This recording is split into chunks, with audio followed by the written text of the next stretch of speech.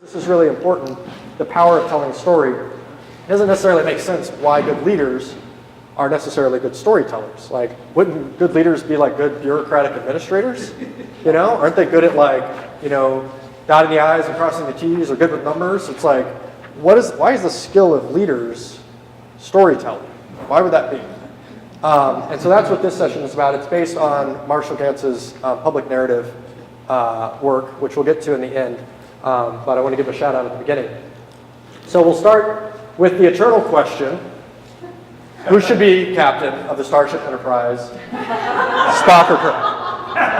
Okay, who says Spock? Anybody say Spock? Come on, you got to do hands. Hands with me. Who says Spock should be captain? Should be, not is captain. Okay, who says Kirk should be captain? Kirk? Okay, so the rest of you Spock? Come on, it makes it a lot more fun if we have people on each side. Kirk? Spock. Kirk? Spock. Okay, shout it out. Kirk! Spock! Kirk! Spock! Kirk! Spock! The answer is Jean-Luc Picard. Okay.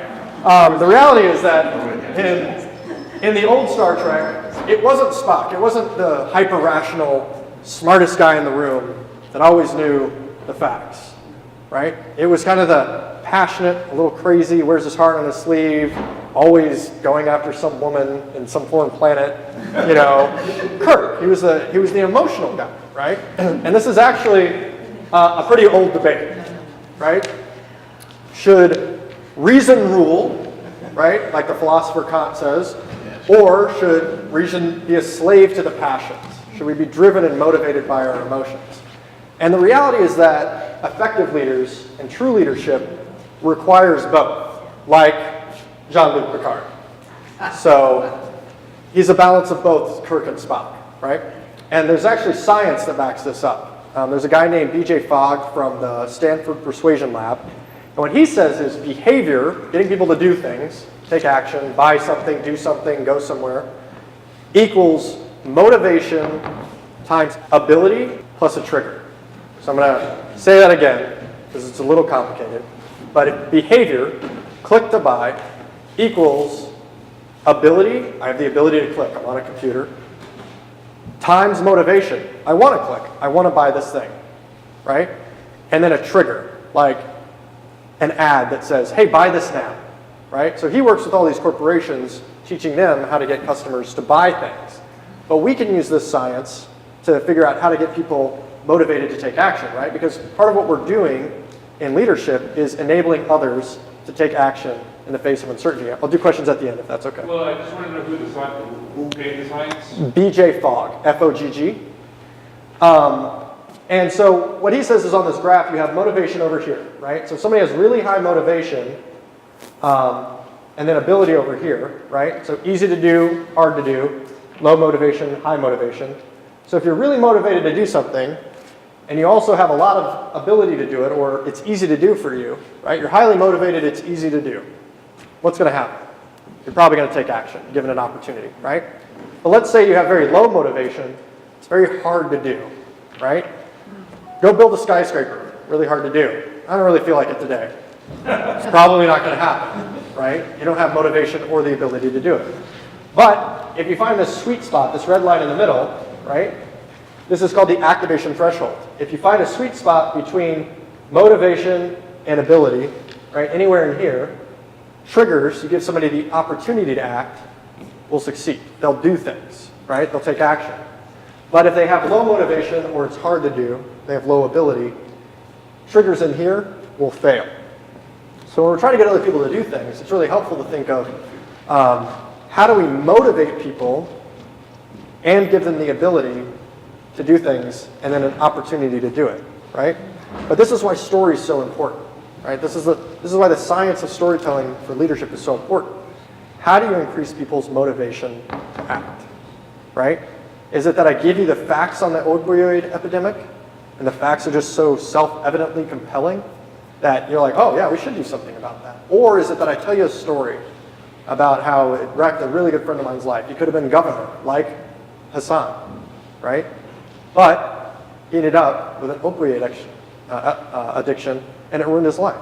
right? That story, if I tell it in the right way, can move other people to act, like the Insurance Institute guy won't even testify, right? Stories have a lot of power in terms of motivation. So even if people have the ability to do stuff, they know how to make phone calls, they know how to go knock on doors, how do we give them the motivation to take action, right? And that's where stories come in, because effective leaders don't just tell us how to do something. They're not just Spock, the how and the why and the analysis of the problem, right? Global warming is a huge problem. I can tell you all the stats and figures about why we're burning the planet down, why that's a bad idea. And, 350 particles per million and yada, yada, yada, right? That's not going to fix that problem. What's going to fix that problem is when we add in motivation to fix that problem on behalf of people in our community, on behalf of other organizers in our community to focus on the environment, on behalf of political leaders who have the resources we need to create the change we want to see, right? So if you add in the how and the why, right, the Spock and the Kirk, you get the Jean-Luc, right? You get the action. You got to have both, though. So it's not enough to have a good plan. You also have to have motivation to take action. And this is something that's been true for human beings throughout history. And some people actually say that we're kind of hardwired to think in terms of narrative.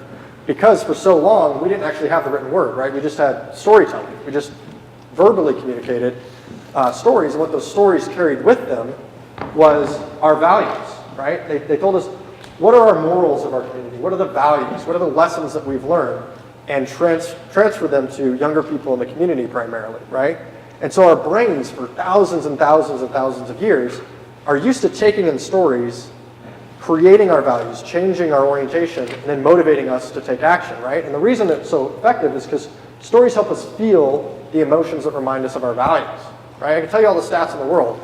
Literally, that will take blood flow in your brain. It will move it from the limbic system, which is your emotional brain, and move it into the neocortex, which is like where you do like math and reasoning and language and all that stuff, right? But if I tell you a story, like about the opioid epidemic and how it affected my friend, I can move blood flow into your limbic system where your emotions reside, and that's where your emotions, your motivation resides. Your motivation is emotional. It's the same word. Think about it. Emotion, motivation. It's the same root word. Did you say the thing about the limbic system? Yeah, so if I tell you a bunch of facts and figures, I'm literally taking blood flow in the brain, and you're thinking in terms of math, 350 particles per million, your brain kicks in and starts shoving blood up in your neocortex, which is where you do math, and drains it from the limbic system. So the more facts and figures I tell you, the more math I make your brain do, the less you feel, okay? It's only important for this point that I'm really making. I'm not saying don't use facts and figures. I'm saying when you tell a story, you change that. You direct blood flow into the limbic system, into the brain, right? And that's where your emotions reside. And your emotions is where your motivation resides. So I can't use facts and figures to motivate you, right? Literally just according to the way your brain's structured. But I can tell stories that will motivate you to take action based on what you know from the facts and figures, why it's important. So stories help us feel, right? Stories are like the emotional ignition, right? For getting people to take action. And one of the things I love best about stories is that they're really the delivery mechanism for the motivation to take action. So a lot of times, again, people bring us their uncertainty, right? Say, I don't know what to do. I don't know how to get involved. I don't know if I can make it today. I'm uncertain. Is this ever going to work? Are we ever going to win, right? Can we even pass this bill? Is it just crazy? Uncertainty. But as a leader, it's your job, again, to trade them purpose for that uncertainty, right? So I used to have this chart up on my wall because whenever I'd be talking to somebody when I was running Wolfpack for the Young Turks, somebody called me up and they'd be feeling like, apathetic, right? I would look up at the wall and I would be like, okay, I got to tell them a story that gets them angry. If they're feeling apathy, I don't tell them a story that makes them feel solidarity. That's not going to help, right? But this is like the mathematics of storytelling, okay? If they're feeling inertia, right? Like we're not going anywhere, I'm not really motivated to do anything, what are we doing? Give them a sense of urgency. Tell them a story that gives them a sense of urgency. If they're feeling fear, I'm just scared. I don't know if I can go to this protest. I'm not sure I want to get arrested. Tell them a story about hope, right? Because that's what's going to reverse the fear in the brain. If they're feeling isolated, I'm just one guy out here in this rural district. I don't know if I can really affect any change or if my politician's going to listen to me. Hey, man, we're all there with you. All around the state, you got people doing the exact same thing as you. Solidarity, right? Tell them a story about solidarity and how that affected you. And then if they're feeling self-doubt, like, I don't know if I can do this, This is you can make a difference, YCMD. You can make a difference. One person can make a difference. Let me tell you a story about how one person made a difference. Let me tell you about Steve Barrett, right? And Walker Green, who called him, and Senator Dick Sears. I can tell you a story that makes you see, yes, one person can make a difference. What is YCMD? You can make a difference. So if you remember that the primary point here is that the stories are the things that take us from uncertainty to purpose. And if it's your job to enable others to take or if it's your job, if it's your responsibility to enable others to create the change they want to see in the world, right, as leaders, then what you got to do is you got to become a good storyteller, right? So you can identify what they're feeling over here on the left, so you can help them feel the things over here on the right. So good stories, taking questions at the end, that's okay. A good story has a plot. Anybody ever watched a story without a plot? It's like horrible, right? You're like, where is this going? Nowhere. Okay? So but the good news is the plot's really easy, right? So it's got 4 components. There's a character, there's a hero of the story. You're the hero in your story, okay? There's a challenge that the hero faces, right? There's a choice that the hero makes, and then there's an outcome from that choice, right? That's illustrative or illustrates a moral, right? It teaches us a moral. So always be thinking of challenge, choice, outcome, moral, right? Challenge faces the character, the dragon. The choice, fight or flight. We choose to fight. The outcome, we slay the dragon. The moral of the story is that you can slay dragons. Trump can be impeached. You can pass the bill. All right? You can make that world you saw with Doc and the Delore. Okay?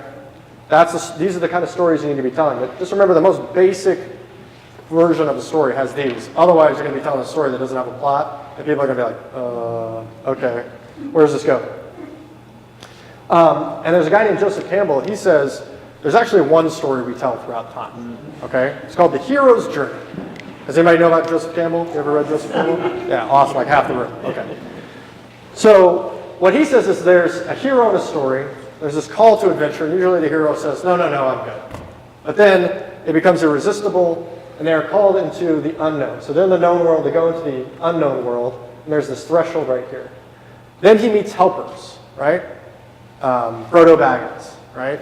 And comes along the way, there's a mentor that teaches him something, but then he falls in through these challenges and temptations into the abyss, the dark period, the middle of the movie.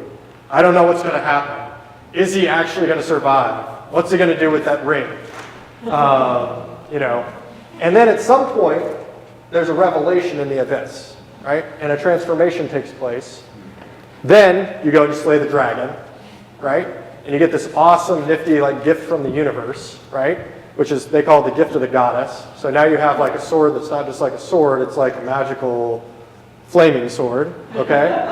And you go back into the known world with the magical flaming sword, okay? So all stories, if you think about your favorite movies, right? Lord of the Rings, The Matrix, Star Wars was actually built around this. Bill and Ted's Excellent Adventure. Excellent! All built around the hero's journey, okay? So if this is kind of like the graduate level, right? If it was 101, plot is storytelling 101. The hero's journey is kind of like the master's level, how to tell stories. But the really important part is that in most stories, there's an abyss, right? I don't know what I'm going to do. What was the abyss in the story I told you? And the story I told you about me when I first got up today. What story? You remember? Your parents had no money. You had no money. No money. How am I going to pay my tuition to get back to college? What am I going to do? I'm in the abyss, right? But through that, I had a transformation because I took this job that was amazing and taught me all about politics and ended up on this magnificent career. And honestly, I was just trying to get $5,000 to go back to college, right? So the most important part of the hero's journey is it's really great if in that challenge, right? At some point, if you come around to this moment where you're like, I don't know what I'm going to do, but that moment, at your darkest moment, actually becomes the thing that propels you into the light, right? And most stories work this way. If you watch a movie tonight or go watch Black Panther, which is awesome, look for the hero's journey, because all of these elements are there. So, now we're going to do a case study for the hero's journey. Does anybody know the name Franklin McCain? Does anybody know the name Franklin McCain? What's the last name? McCain. No? Never met him? All right.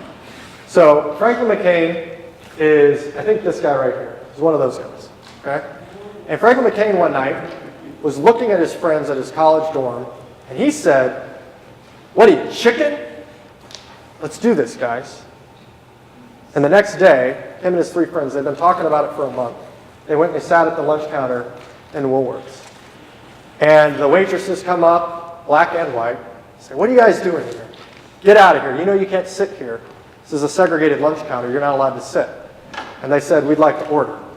They said, "It's not going to happen." So they closed the building down that day. They sat there.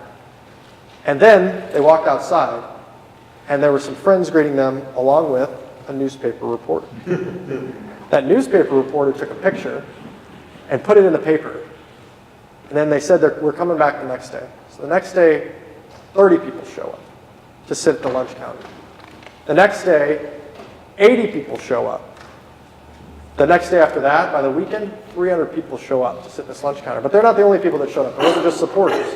There was also the local football team from the other college sitting there and threatening. There was people outside, racists, protesting them, getting in their faces, pushing them, shoving them. And they kept coming and kept coming and kept coming. Somebody even threw a firecracker at one point, freaked everybody out, thinking maybe it's gunshots, trying to create, a riot or a scene. But everybody sat there, and their actions in this one town spread throughout the South. This is in North Carolina, spreads as far west as Texas. 80 cities, 70,000 people end up participating in sit-ins throughout the South. And at the end of the day, what that did was create the motivation for the Freedom Riders to travel throughout the South. MLK reads about this and does marches in Birmingham. And then eventually, 200,000 people march on Washington for Jobs and Freedom, where King gives his I Have a Dream speech, inspired by these 4 guys, starting with that one guy's call to action. And what came out of that was the Civil Rights Act, greater freedom for people in this country, right? And it starts with one guy looking at his friends one night and saying, "What are you, chicken?" Right? So who's the hero in the story? Franklin McCain. Now you know his name, right? What was his call to adventure?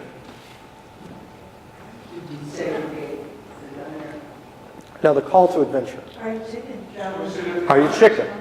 Right? So then he comes into the unknown world. We don't know what's going to happen when we show up at Woolworths. Right? What's going to happen? Well, how are they going to react? What happens? His Frodo Baggins show up, right? Who's that? Yeah, his 3 friends. His 3 friends show up, and then who else shows up? You remember? The photographer and the press. Okay? But other people show up too. Who shows up as well? The cops. The football team. The racists. Right? And there's this moment where they're like, I don't know what's going to happen. Right? What's kind of the abyss moment in this? Probably the football team harassing. The football team, but then somebody throws the firecracker in, trying to start a riot, right? But they stay nonviolent. They maintain that nonviolent discipline. And so when they're coming out of that abyss, what's the transformation that takes place? Other towns take up. Other towns take it and run with it. Spreads throughout the South, right? They needed training in nonviolence. And training nonviolence. Otherwise, someone hits you. Yeah. And they were actually trained by the NAACP. By Lawson. And here's the kicker. In the 80 towns where this protest spread to, they were all local action centers of the NAACP. Right? So they were all trained, organizers like you all are being trained today, to take action to remain nonviolent. Right? And through remaining nonviolent, that's their flaming sword. Okay? They come back into the known world, and what's the gift that they give to the world? The Civil Rights Act, right? So that's the hero's journey. Let's do the simpler version. Who is the hero? Who's the character? McCain. What's the choice or the challenge that he faced? What's the challenge, though? But what is he protesting? Segregation, right? And specifically at Woolworths. What's the choice he made? They made the choice to sit in at Woolworths, right? And then what was the outcome? Well, Suffering was part of it. suffering was part of it, but what was the outcome? Segregation lunch counters. Desegregation of the lunch counters, right? And then eventually the Civil Rights Act, right? So what's the moral of the story? Which one is this? If we went back to that chart, right? Is it hope? Is it solidarity? Which one would you say it is? YCMD. You can make a difference, right? One guy looked at his friends. That'd be like one of you sitting right here. It's like you look over here at these folks and you're like, what are you, chicken? And then you get the Civil Rights Act, okay? It'd be like, what are you, chicken? And then all of a sudden, like, you get carbon, like pricing, right? The bill you're talking about can pass, the study, right? That can happen, right? And it's stories like this that you're going to remember when you're feeling really isolated, or really like you can't make a difference, right? And you remember a story like this, or you're in touch with somebody else who you're leading, right? And they don't think they can make a difference.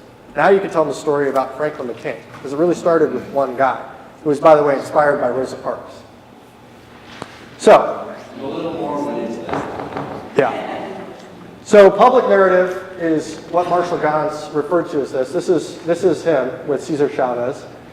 He says that when you tell a story in public narrative and how leaders kind of introduce themselves to a community, you want to tell three stories. You want to tell the story of self, you want to tell the story of us, and the story of now. So the reason you tell a story of self is it invites others to be in relationship with you, to get to know you a little bit. You don't have to communicate all your values, but it's helpful to tell a story that communicates a value. Then you tell a story of us. It invites others to join you in community, right? Here's a story about us that we face, right, together. Like, what is something that we all share and a challenge we all face? And then a story of now. The urgency is what creates the incentive to take action. We got to do this now, right? Not like 10 years from now. We can't work on the environment 10 years from now. It may not exist, okay?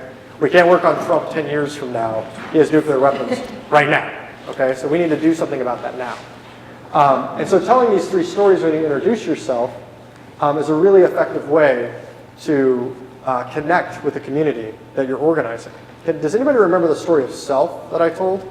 Or you recognize these elements in the story I told at the beginning when I first came up here? What was my story of self? I was a student and poor, and then I had to go back to college, right? Yeah. Hey, I was a purposeless, but I found a sense of purpose. Yeah. And then there's a story of us. What was the story of us that I told? Does anybody recognize it? Not that one. There's a more specific one. What's the night of the election? You lost your parents. The night of the election, right? That's a story about that we all feel, right? And it mirrors kind of the story of self in ways, right? And then what was the story of now? I didn't focus on this one too much. But what did I talk about? What was my call to action for you here today? Flags? No, it was more of a thank you. It's more like a thank you for being here today, because our urgency is to get trained to be more effective political organizers, right?